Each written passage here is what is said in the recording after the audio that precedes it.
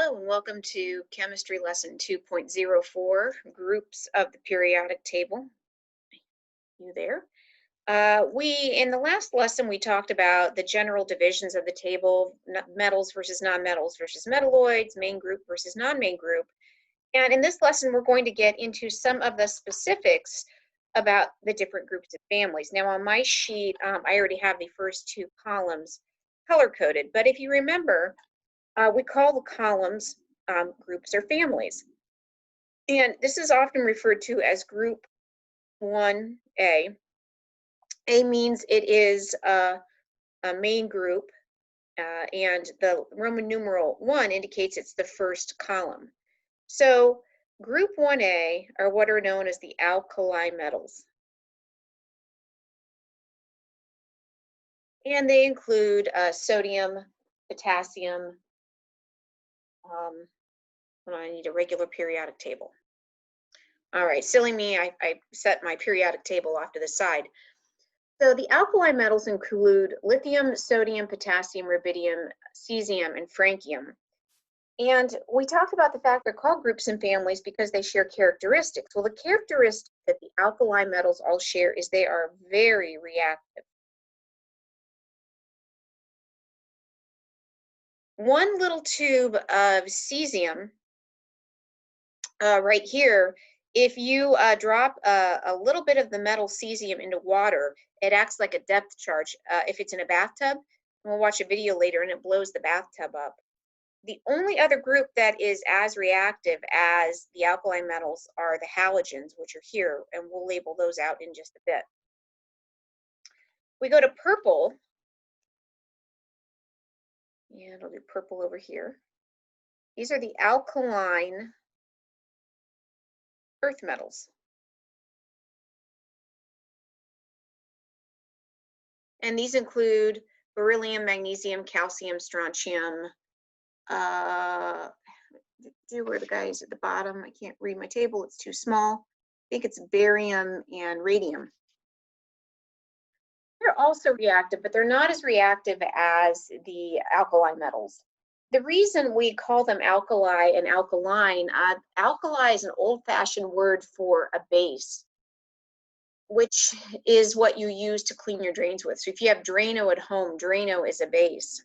And if you put an alkali metal or an alkaline earth metal in water, the water turns basic, and that's why they're called alkali and alkaline.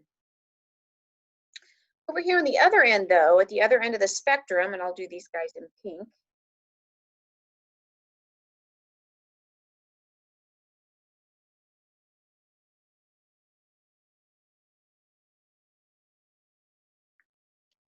we have the noble gases.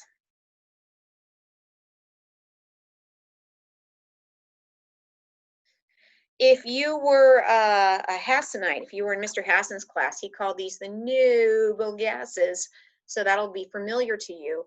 And the reason he used that is they were too stuck up to do anything with anybody else on the table. If the alkali metals are very reactive, the noble gases are completely, for our purposes, non-reactive. That's a bit of an oversimplification, but we can think of the noble gases as just not wanting to do anything, being completely non-reactive. But next to them, we'll do these guys in blue, not only are almost all of these guys diatomic, they are as reactive pretty much as the alkali metals, and these guys are the halogens.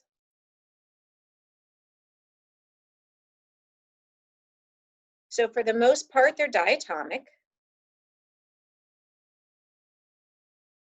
We're talking about fluorine, chlorine, bromine, iodine, and astatine. Astatine is considered a metalloid, but it's also a halogen. But remember, we write these as F2, I2, Cl2, etc. These guys are very reactive. If you ever had a buddy and he had a really bad temper, maybe his mom or dad were the same way. So even our behavior traits we tend to get from our families. Remember, my metalloid line goes from here down. So that's my metalloid line.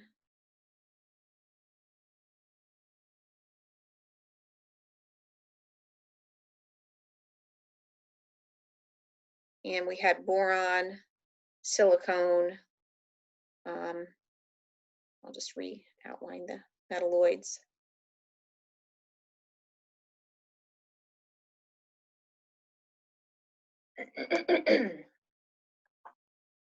And I'm going to grab orange. I'm going to use orange today. So what about these guys? We know they're metals, but do they have a special name? They do. And so if I can outline,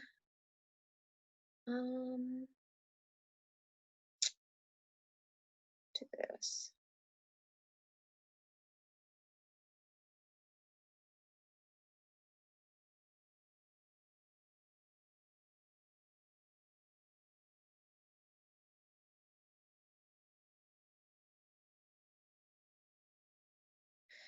This block is known as the transition metals or the inner transition metals. We're just going to call them transition metals.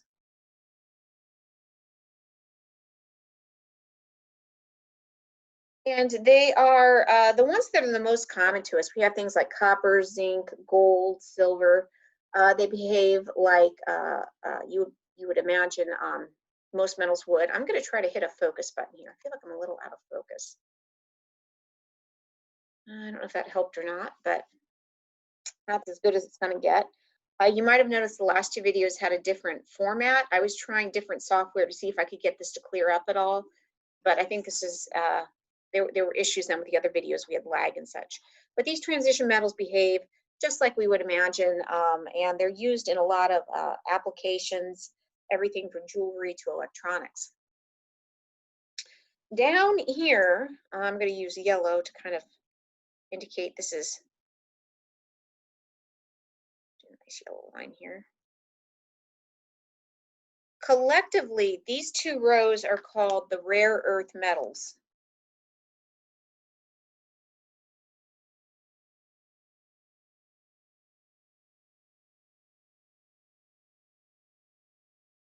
LA and AC are usually, they cut them out here. So this is actually LA goes here and AC goes here. And they usually leave these on the main group. But what they did was they made a cut here. So they cut this.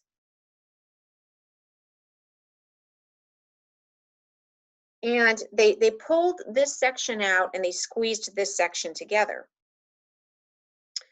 This top row, which the first element is lanthanum, are called the lanthanides.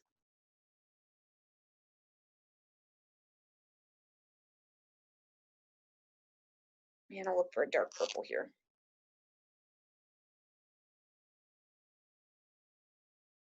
And on the second row, because this second row starts with actinum, these guys are called the actinides. It's a little bit of a different shade of blue. So the rare earth metals are divided into the top row lanthanides and the bottom row actinides. The top row, we have things like neodymium, which is used in magnets. So anything you have that has a strong magnet in it is going to have neodymium. And there's been an issue with neodymium, which neodymium is right here, I believe. Oops, I should have done that in purple. That's going to be confusing. Let me redo that in purple.